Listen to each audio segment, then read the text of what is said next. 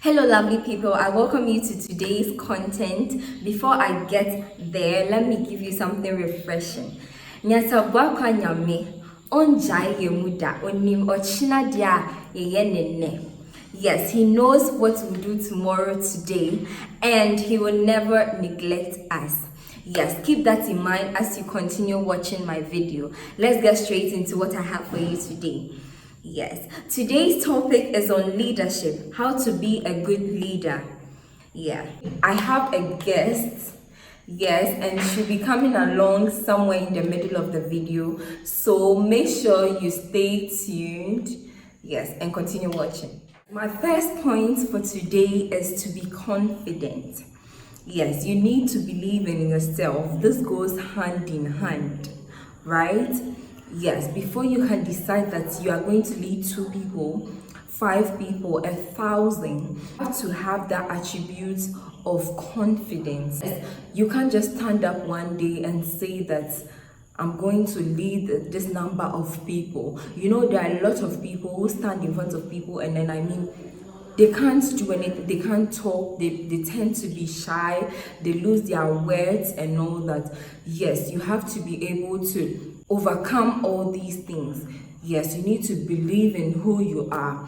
And also another thing is that when you are leading people, your subordinates or your followers or the people you are leading must be able to believe in you. Yes, so you have to instill this confidence in them, for them to be able to say that, yes, I believe in my leader. I know that he or she can do this for me. I know that when I tell him this problem, he'll be able to solve it for me. He'll be able to do this for me. Yes, but before that, it starts with you. Yes, let's get into the second point. My next point for you today is to be able to delegate. Yes, this means that you should be able to share duties, give responsibility to somebody who you think will be able to carry out a specific activity. Okay, yes, as a leader, you have to understand that you can't do everything on your own. That is why you have been chosen to lead a group of people. Okay. Yes, so you have to be able to delegate. That's one thing that is also very important as a leader. Moving on to my next point, you have to expect and not fear criticism. Yes, you should be able to have in mind that not everybody is going to accept my view. Not everybody is going to accept this thing that I'm saying. There are people who are going to criticize. There are people who are going to be of opposition. Yes, but then you know that you're already ready for this. And then when that comes, you are going to act upon it to give a better view and also listen and then empathize with your people. This is my next point, to have empathy. Yes, you have to be able to put yourself in your followers' shoes. You have to be able to understand their point. As a leader, and not just commanding people, you are not just leading people, but you are understanding their situation. That is a very important thing. When somebody or when your follower brings up a situation, or when you are amongst a group of people, you are in an institution, it could be a school, a church, something going on, something has been identified, a problem or something. Before you can speak, before you can give your opinion, you have to put yourself in their shoes, really understand what is going on to give your idea or your solution or your opinion for them to also understand you. Yes, let's move on to the next point I have is an effective leader. You have to be ready to cooperate and communicate with people, but not to command. Yes, a lot of people really despise people who tend to command, like just instructing them up and down without even, for instance, you are amongst maybe your peers, let's say your classmates, you are the same level, right? So you can't just say, hey, you do this, hey, you, this person is calling you, hey, you. I mean, who is going to listen to you, or who is even going to take you seriously? Yes, that is how people tend to lead people, and then you have them not listening to you. Do you get it? I'm sure most of you can really understand what I'm saying. Yes, to be a leader, you have to communicate, cooperate. Yes, when something has come up and then ideas must be brought, solutions must be developed. You have to sit down, listen to your people's thoughts, listen to your people's opinions, and then from there you'll be able to weigh ideas and then know which one is best to do what. Okay, yes, but as a leader, you don't take things into your hands and just decide however you want. No, that is very bad. You don't do that. Okay, as a leader, you need to be law abiding. For instance, you are in an institution and you are supposed to wear your shirt with your trouser and red tie on Mondays, but you as a leader decides to wear a white tie or a blue tie, or not to wear a tie at all, expecting your subordinates or your other colleagues to abide by the law. No, it doesn't work that way. You need to set the example, you need to set the pace for them. Yes, my next and last but not least point for you is to have influence. You have to be able to influence people. Not just influencing people, we have negative influence and positive. As a leader, we are talking about positive influence. People will come to you with their issues. You need to give people some advice and all that. You need to transfer information to people. How are you going to do this? You need to be able to influence. People don't just listen to anybody. People look up to, or people listen to people that they feel that if I take this person's opinion, if I take this person's idea, I know that is the right one. I know that is the right choice I'm making. So I'm very confident that if I take this person's decision, I'm going along the right path. Yes, this is the kind of person that people want to follow. This is the kind of person that people want to be led by, not just anybody at all. Yes, so this is what I have for you today. Yes, I have a guest. She goes by the name Miss Felicia Lankai.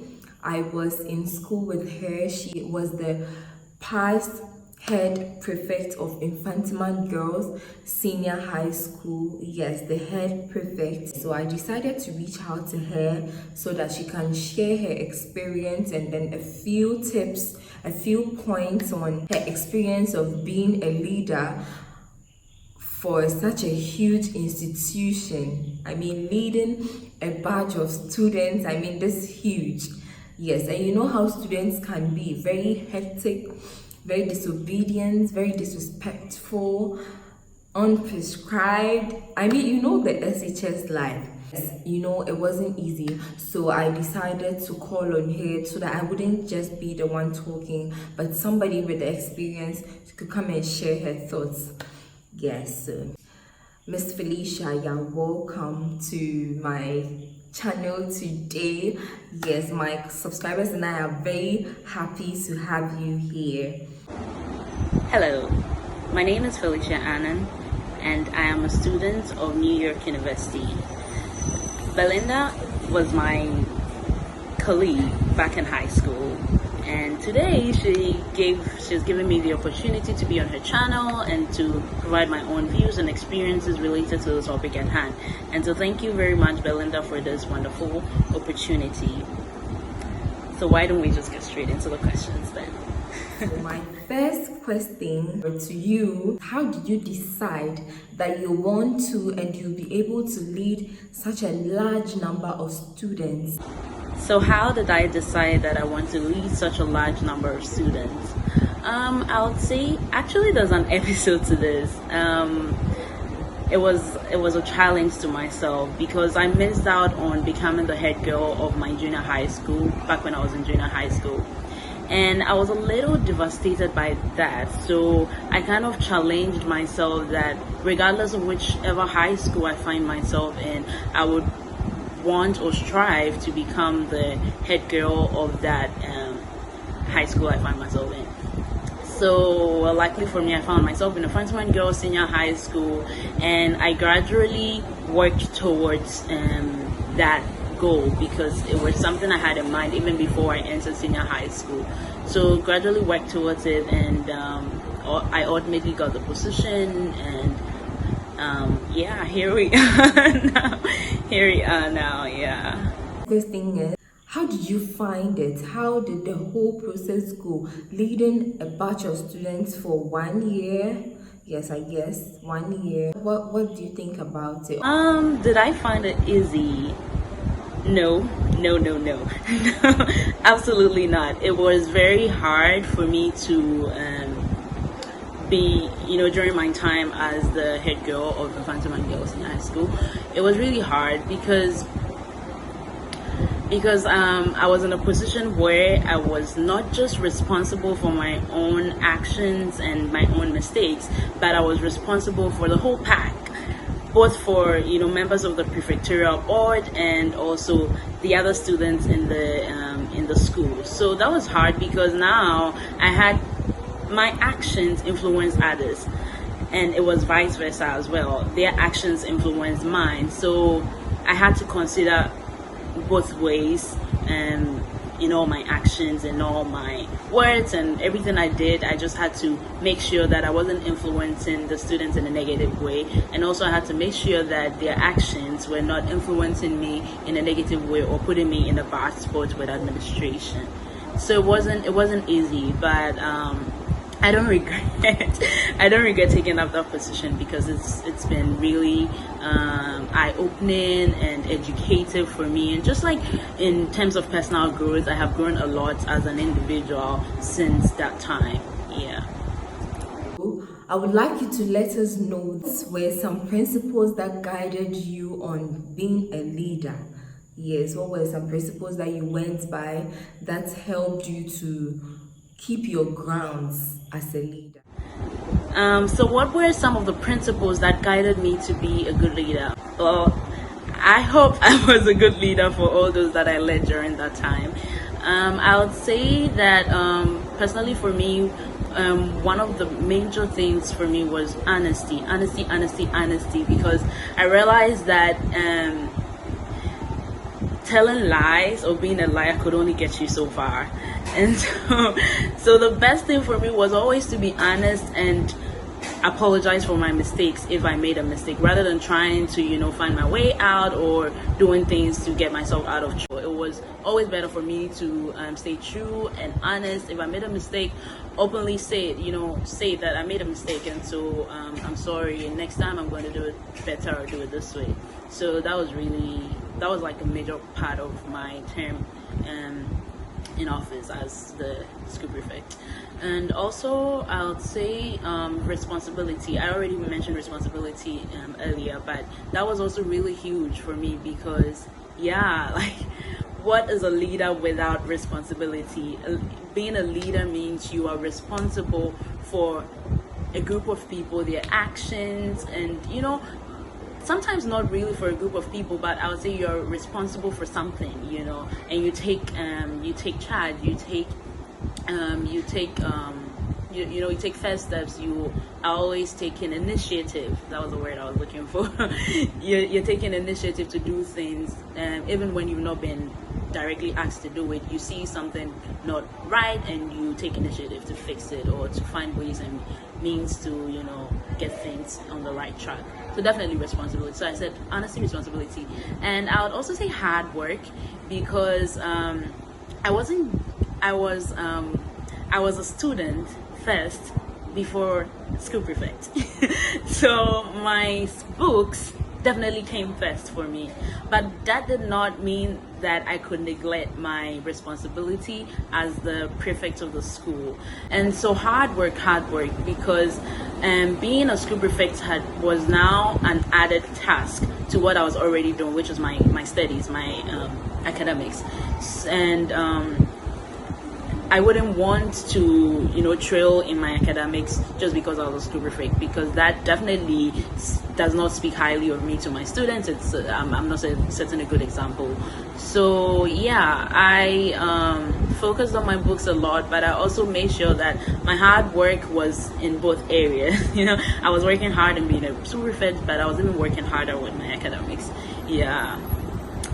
And finally, I would give one last principle. I would say one last principle would be determination, because it's really hard, and if you know anything about Man Science at all, you would know that Infantryman Girls is like one of the highly populated girls' schools in West Africa. So it was a huge number of students, and I had to be responsible for them. I had to make sure they were disciplined, going according to rules, and even more important, I had to be able to delegate tasks to other prefects. And also, I'm not just checking students, but I'm also checking prefects, and I'm checking my year mates. I feel like anybody who has been in this position will understand what I mean. It can get really crazy, and so you have to be determined to keep moving forward, because you work hard for it. You're over there, you're learning from it, but you want to go forward. You don't want to just break apart or break down because it's too much for you. So there's pressure, but you have to be determined and you keep moving forward. So yeah, so honesty, responsibility, hard work, and determination. Oh, and I forgot to mention, this is I think maybe the most important actually for me is faith. I am a Christian. My biggest help throughout the entire period of being a school prefect was just faith, like my relationship with God, and times when things were hard, just like leaving them in prayer to God and all of those things. So definitely faith helped. Yeah. Yeah, awesome. What were some challenges that you faced leading such a large number of students in an institution like that? And then how did you cope with them? Kindly let us know. Next question. What were some of the challenges and how did I cope? I think in the things I've said so far, I've already mentioned some of the challenges, but one challenge I can think of is I would say actually getting the students to follow me, because I was basically leading the student body, and one of my main tasks was to get them to follow my whatever regulations and rules we put in place, whatever how do you call it, just getting them to be disciplined. That was hard. I think it's the same everywhere. Whoever is a leader leading a group of people, it is always hard to get people to stay disciplined and do things according, just to get everything moving, at a good pace. So that was really hard. But how did I cope? I would say I also realized that, I didn't necessarily have to get everyone to follow me, because not everyone will follow me. But some people will choose their own path, some people will choose their own ways. But in the end, if it all works towards the same goal, then I'm okay with that. You don't necessarily have to follow exactly what I've asked you to do. But if you would find your own path, but still meet at the end goal, then that also shows some sort of creativity, innovation in you, which is something admirable. It's not bad. So yeah, I kind of cope with and coming to that understanding that it's okay if not everyone is following rules and regulations to the letter, but some people are finding their own ways of getting there, and we are not moving at the same pace. So yeah, that was a good thing for me to learn actually. And that actually brings me to one other thing. I was really suffering with keeping up at the beginning. I would say it was I felt I had to move at a different pace because I had other people in my prefectorial board, and not everyone is like me. I think I was more of a chill person generally, and more of a chill person. But there were other prefects that were super strict, and which is cool. But I think at the beginning I struggled with that because I felt like I had to be strict. too. I felt like I had to be strict. I felt like the students had to run away when they see me, or just like be super alert when they see me, and all of those things are good. But I realized along the way that we are different people. We have different we all have different approaches to being a leader, and so it was okay if I wasn't as strict as them. So far as I could get my work done and get the students to do the right thing, I felt it's like you have your own pace, I have my own pace, and there's no need for me to move according to your pace. I think that is one thing that I've really learned from being a school prefect, not just from being a school prefect, but also like over the years, like after I graduated from high school throughout university, it's been really nice learning that we all move at different paces, and so you have to just take your time, find your pace basically, and move according to your pace. So that are my views on the topic leadership, being a leader. For me personally, being a school prefect of Infantman Girls Senior High School, I would say that I definitely do not regret being choosing to become the school prefect of Infantman Girls.